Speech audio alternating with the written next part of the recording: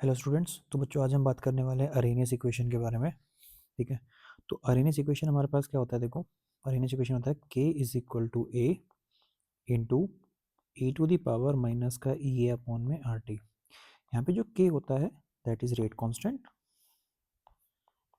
ये हमारे पास होता है रेट कांस्टेंट, और a हमारे पास होता है अरेनियस कांस्टेंट, अरेनियस कांस्टेंट। ठीक है बच्चों, इसमें ई ए हमारे पास होता है activation energy, activation energy. R हमारे पास होता है यूनिवर्सल गैस कांस्टेंट,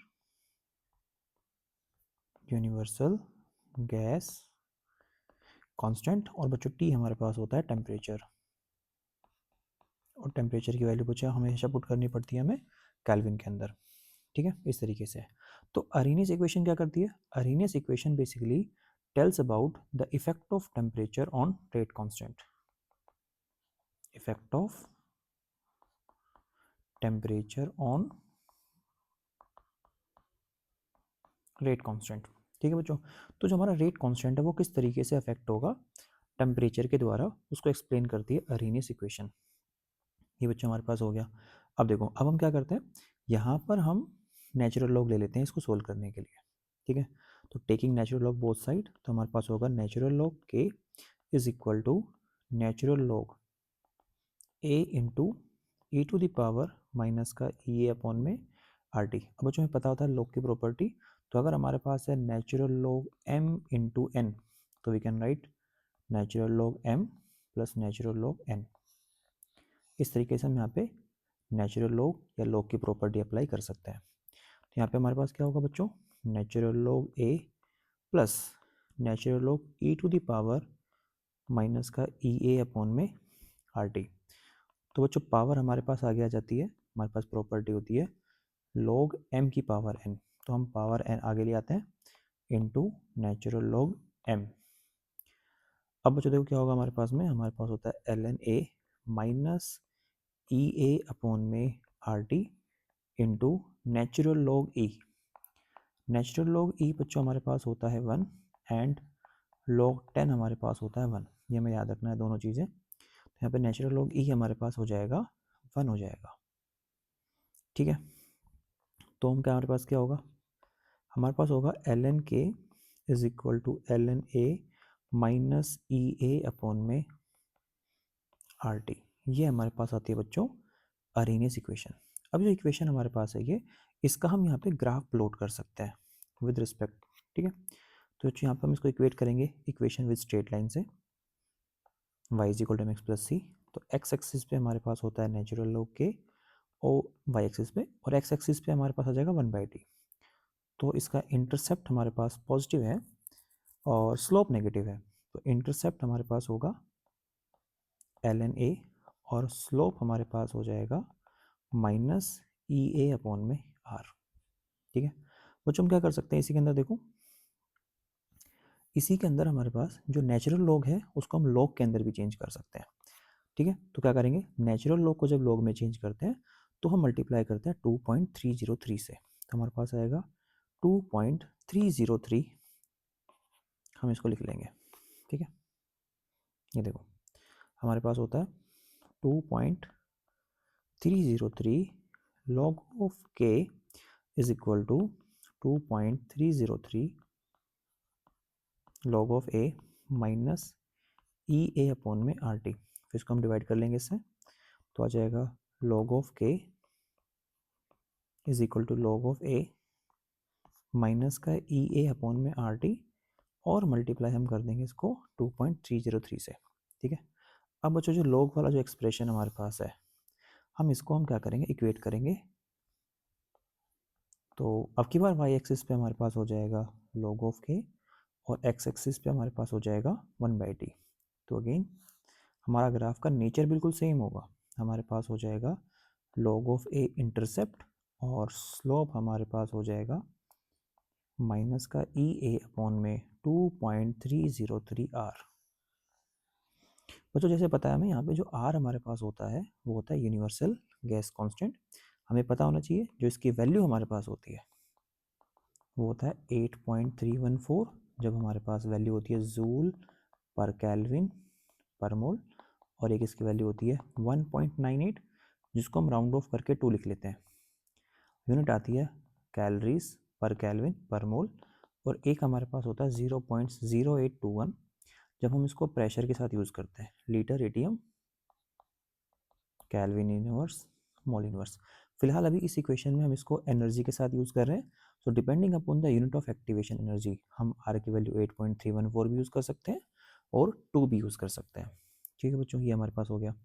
अब देखो, ये हमारे पास अरेनियस इक्वेशन है, ऊपर वाली को यूज़ करते हैं नेचुरल लॉग वाली को, और बच्चों हम क्या करते हैं इसको हम ले लेते हैं डिफरेंशियल फॉर्म में।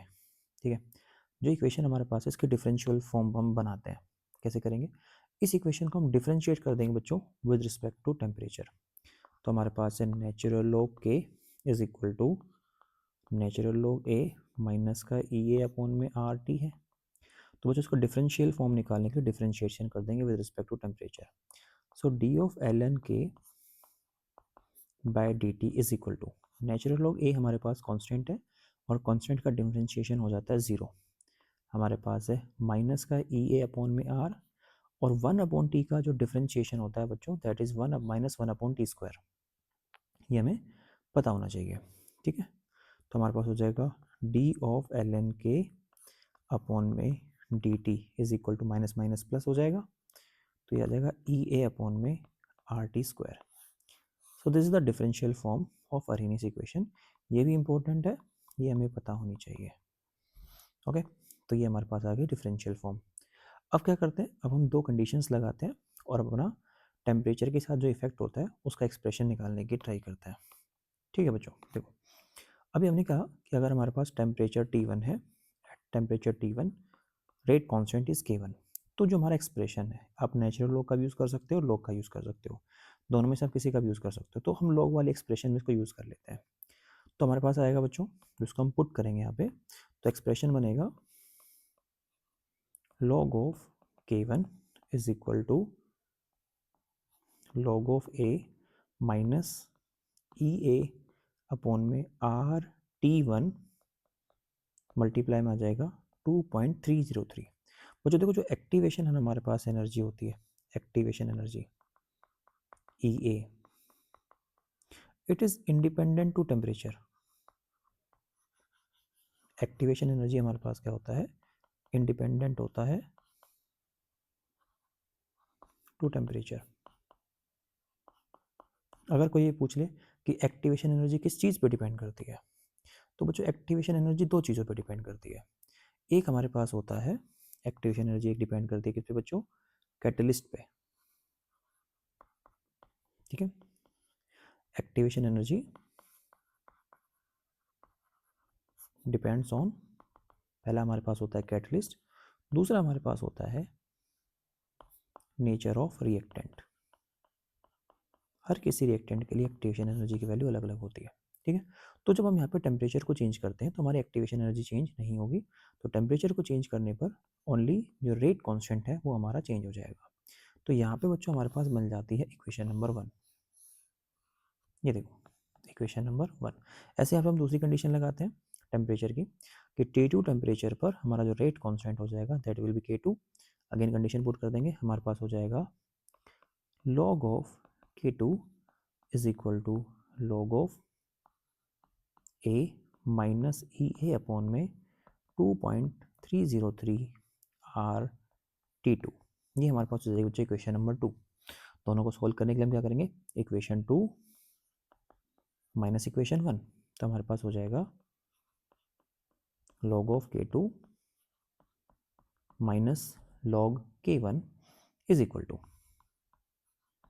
log of A minus E A upon में 2.303 आर T2 माइनस ऑफ, ठीक है, L log of A minus E A upon में 2.303 आर T1। बच्चों ब्रैकेट ओपन कर लेंगे, यहाँ पर हम आइडेंटिटी लगा देंगे। बच्चों हमारे पास प्रॉपर्टी होती है लॉग की, पहले पढ़ा था ना, एक प्रॉपर्टी और हमारे पास होती है, देखो हमने पढ़ा था मल्टीप्लाई है तो ऐड हो जाता है, अगर हमारे पास डिवाइड है log of m upon n, so we can write it as log of m minus log n। ये log की प्रॉपर्टी आपको याद होनी चाहिए, मल्टीप्लाई, डिवाइड और पावर वाली जो सबसे इंपॉर्टेंट होती है। तो हम इसको लिख सकते हैं log of k2 by k1 is equal to, bracket open कर लेंगे बच्चों, हमारे पास आएगा log of a minus E A upon में 2.303 RT2 minus log of a, और अंदर माइनस बाहर माइनस, माइनस माइनस हो जाएगा प्लस, ई ए अपॉन में 2.303 RT1।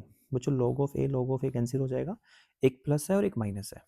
हम यहाँ पे करेंगे, देखो इसको सोल्व करेंगे तो log of k2 अपॉन में k1, जो प्लस वाला फैक्टर है उसको हम आगे लिख लेते हैं।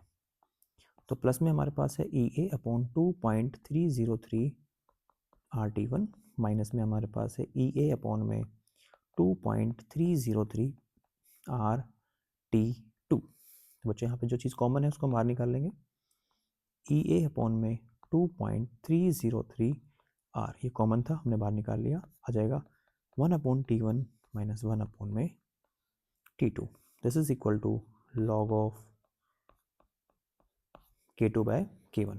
तो ये हमारे पास इक्वेशन बनती है जब हम दो टेम्परेचर को कंपेयर करते हैं। ठीक है, this is also very important, यहाँ पर हमारे बहुत ही इंपॉर्टेंट क्वेश्चंस बनते हैं कंपटीशन के अंदर भी, और अगर आप 12th क्लास में हैं तो बोर्ड के अंदर भी। ठीक है, टेम्परेचर को पुट करना है हमें केल्विन में। अब जो इफेक्ट ऑफ टेम्परेचर यहाँ पर हम एक्सप्लेन करते हैं with the help of Maxwell Boltzmann curve. ठीक है, तो यहाँ पर हम क्या करें बच्चों, इसी कॉन्सेप्ट को टेम्परेचर इंक्रीज होने पर हमारी रेट ऑफ रिएक्शन इंक्रीज होती है, हम इसको बोल्ट्जमैन कर्व के हिसाब से एक्सप्लेन करेंगे। तो हमारे पास क्या होता है, देखो नोट हम लिखेंगे, with increase in temperature, with increase in temperature rate of reaction increase, rate of reaction increase होता है। तो जो यहाँ पर हमारा रिएक्शन आइदर एंडोथर्मिक और एक्सोथर्मिक कुछ भी हो, कोई फर्क नहीं पड़ता, दोनों केसेस में हमारी रेट ऑफ रिएक्शन इंक्रीज होती है इन बोथ एंडोथर्मिक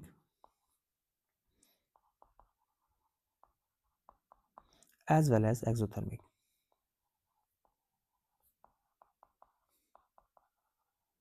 ठीक है बच्चों, in both the cases rate of reaction will increase. और बेसिकली हमारे पास क्या होता है, with every 10 degree Celsius rise in temperature, with every 10 degree Celsius rise in temperature, rate of reaction become nearly double, rate of reaction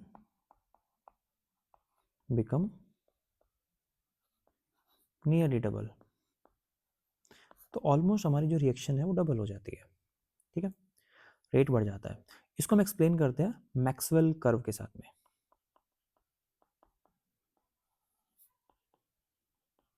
Maxwell Boltzmann distribution curve आता है, बच्चों उसकी हेल्प से हम यहाँ पे इसको डिफाइन करते हैं। देखो कैसे होता है, हम यहाँ पे ग्राफ बनाते हैं, यहाँ पे जो ग्राफ बनता है that is between fraction of molecules on the Y axis divide by, यहाँ पे हमारे पास जो एक्स एक्सिस होता है उस पर हम प्लॉट करते हैं एनर्जी, और हमारा कर्व कुछ इस तरीके से हमें देखने को मिलता है। This curve is at T temperature, T temperature पे हमारा कर्व है। और जैसे हम यहाँ पे टेम्परेचर इंक्रीज करते हैं, टेम्परेचर हमारा इंक्रीज होगा टी प्लस 10 डिग्री सेल्सियस, तो हमारा कर्व इस तरीके से हो जाता है। पीक हमारी छोटी हो जाती है, जो हमारी जो कर्व है वो ब्रॉड हो जाता है, पीक कम हो जाती है, कर्व ब्रॉड हो जाएगा, लेकिन area under the curve will remain same, area under the curve will remain same. ठीक है, क्योंकि एरिया अंडर द कर्व यहाँ पे रिप्रेजेंट करता है total number of molecules, represent total number of molecules. हम सिर्फ टेम्परेचर इंक्रीज कर रहे हैं, उससे हमारी नंबर ऑफ मॉलिक्यूल्स पे कोई फर्क नहीं पड़ेगा। यहाँ पर हम बच्चों एक हम पॉइंट ले लेते हैं, कोई भी एनर्जी का, जो डिफाइन करेगा एक्टिवेशन एनर्जी। हम मान लेते हैं कि हमारे पास एनर्जी है जो रिप्रेजेंट करता है एक्टिवेशन एनर्जी को, ठीक है। तो बच्चों जब हमारे पास में टी टेम्परेचर पे हमने देखा तो ये जो हमारा शेडेड रीजन है ये रिप्रेजेंट करता था मॉलिक्यूल्स हैविंग एनर्जी, ये रिप्रेजेंट क्या करता है, molecules having energy equal to or greater than activation energy, molecules having energy equal to or greater than activation energy. इसका मतलब ये वो सारे मॉलिक्यूल्स हैं जिनके पास सफिशिएंट एनर्जी है प्रोडक्ट में कन्वर्ट होने के लिए। तो ये सारे मॉलिक्यूल्स हमारे कन्वर्ट हो सकते हैं प्रोडक्ट के अंदर। लेकिन जैसे हम टेम्परेचर इंक्रीज करते हैं तो हमारा जो शेडेड रीजन है वो जो थोड़ा सा इंक्रीज हो जाता है, देखो ये हमारे पास एक्स्ट्रा एरिया आ गया। तो मतलब ये वो मॉलिक्यूल्स हैं जिनके पास एनर्जी अब एक्टिवेशन एनर्जी के इक्वल या उससे ज़्यादा है। मतलब हमने क्या करा, अपने मॉलिक्यूल्स को इंक्रीज कर दिया जिनकी एनर्जी एक्टिवेशन एनर्जी के इक्वल या उससे ज़्यादा है, ठीक है। तो यहाँ पर जो फ्रैक्शन ऑफ मॉलिक्यूल्स हैं वो इंक्रीज हो जाएंगे, fraction of molecules will increase. तो मतलब ये वो सारे मॉलिक्यूल्स हैं जो अब टेम्परेचर इंक्रीज करने की वजह से प्रोडक्ट में कन्वर्ट हो सकते हैं because they are having sufficient energy. तो इस तरीके से हम यहाँ पे एक्टिवेशन एनर्जी की हेल्प से हम यहाँ पे एक्सप्लेन कर सकते हैं इफेक्ट ऑफ टेम्परेचर। बच्चों अगर हमारे पास आता है कि calculate the number of molecules having energy equal to और मोर देन ग्रेटर और equal to greater than activation energy, तो यहाँ पर हमारा जो फ्रैक्शन ऑफ मॉलिक्यूल्स हमारे पास होता है N naught by N T, वो हम कैलकुलेट कर सकते हैं E to the power minus का ई ए अपॉन में आर टी से। ये हमारे एक एनसीईआरटी का सवाल है, तो बिल्कुल डायरेक्ट इस फॉर्मूले पे यूज़ होता है, ठीक है। आपके पास अगर फ्रैक्शन ऑफ मॉलिक्यूल्स की बात की जाती है तो आपको कैलकुलेट करना है ई टू द पावर माइनस का ई ए अपॉन में आर टी। तो अगर हमारे पास पर्टिकुलर वैल्यूज़ गिवन है तो बच्चों सोल्व करने का तरीका क्या है, पहले आपको लॉग नेचुरल लॉग लेना पड़ेगा, नेचुरल लॉग लेने के बाद फिर आपको इसको वापस से एंटी लॉग लेना पड़ेगा, क्योंकि हमें जो ई की पावर को हटाना है तो उसके लिए हमें नेचुरल लॉग लेना पड़ेगा। देन वैल्यूज पुट करके सोल्व करेंगे, देन अगेन लास्ट में एंटी लॉग लेकर के हम फ्रैक्शन ऑफ मॉलिक्यूल्स को हम कैलकुलेट कर लेंगे, ठीक है। ये हमारे पास है बच्चों अरेनियस इक्वेशन का कॉन्सेप्ट। अब इसके ऊपर कुछ क्वेश्चन प्रैक्टिस करते हैं। देखो जो हमारे पास एक क्वेश्चन दिया हुआ है क्या, कि when a graph between log of k and 1 by t is drawn straight line, ठीक है, हमने ग्राफ देख लिया है, ठीक है, is obtained, कह रहा है the temperature at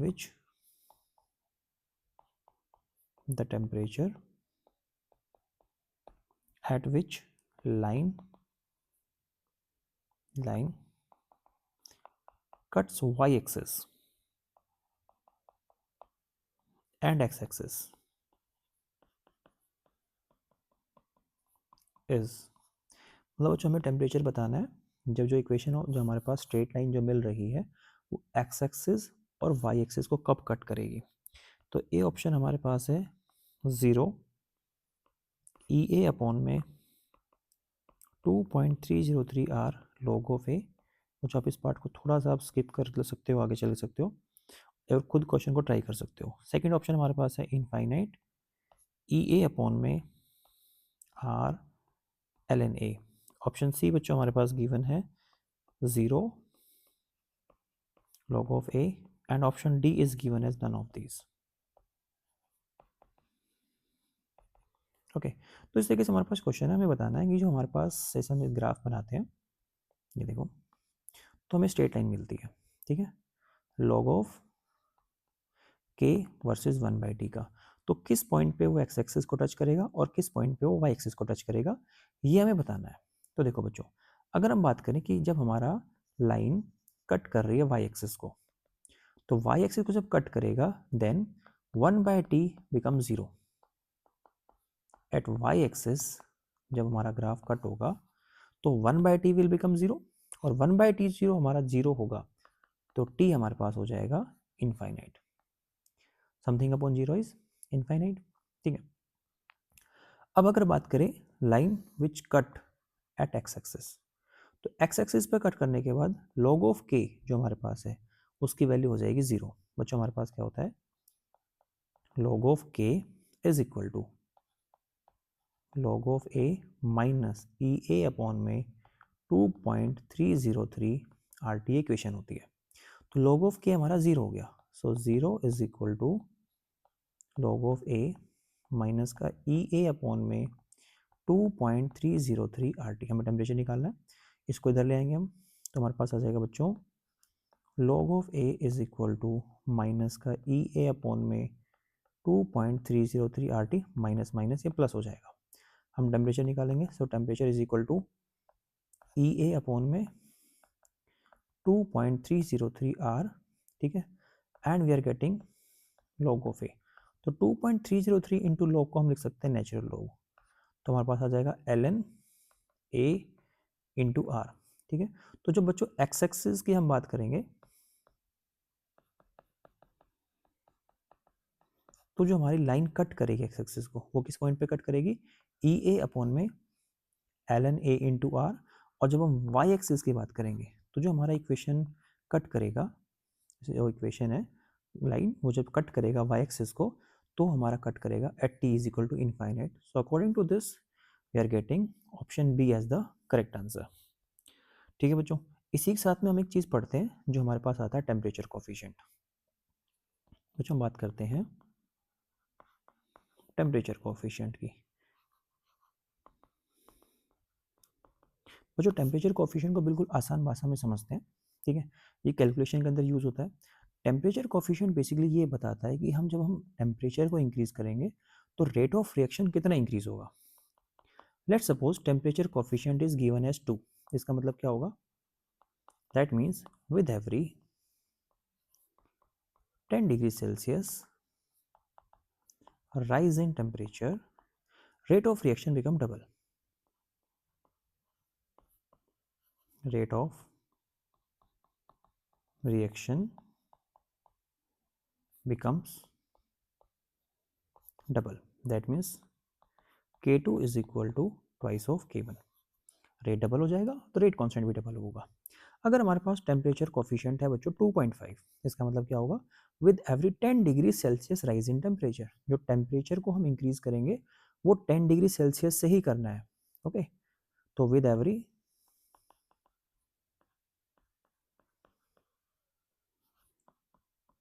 10 degree Celsius rise in temperature, K2 will be equal to 2.5 times of K1। बच्चों इस तरीके से हम कर सकते हैं।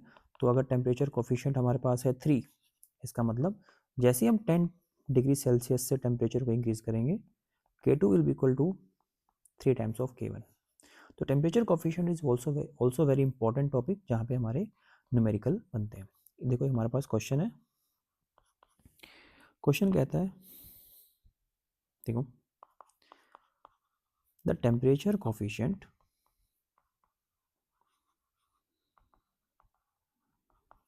of a reaction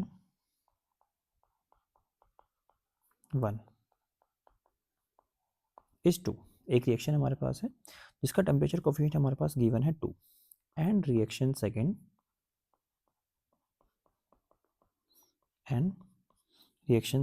is 3। दो रिएक्शन गिवन है, रिएक्शन 1 का टेम्परेचर कोफिशिएंट है 2 और रिएक्शन सेकंड का टेम्परेचर कोफिशिएंट है 3। ठीक है, both have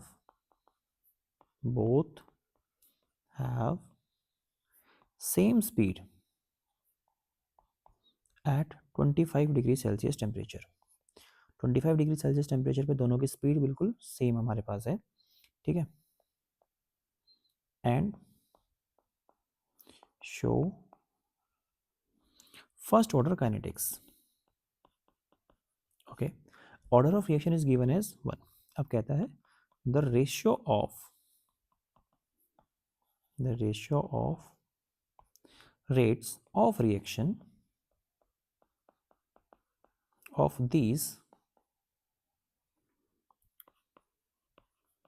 two at 75 degree Celsius. ठीक है बच्चों, क्वेश्चन को हमने पढ़ा और समझा कि दो रिएक्शन है, रिएक्शन 1 है और रिएक्शन 2 है। रिएक्शन 1 का टेम्परेचर कोफिशिएंट है 2 और रिएक्शन 2 का टेम्परेचर कोफिशिएंट है 3।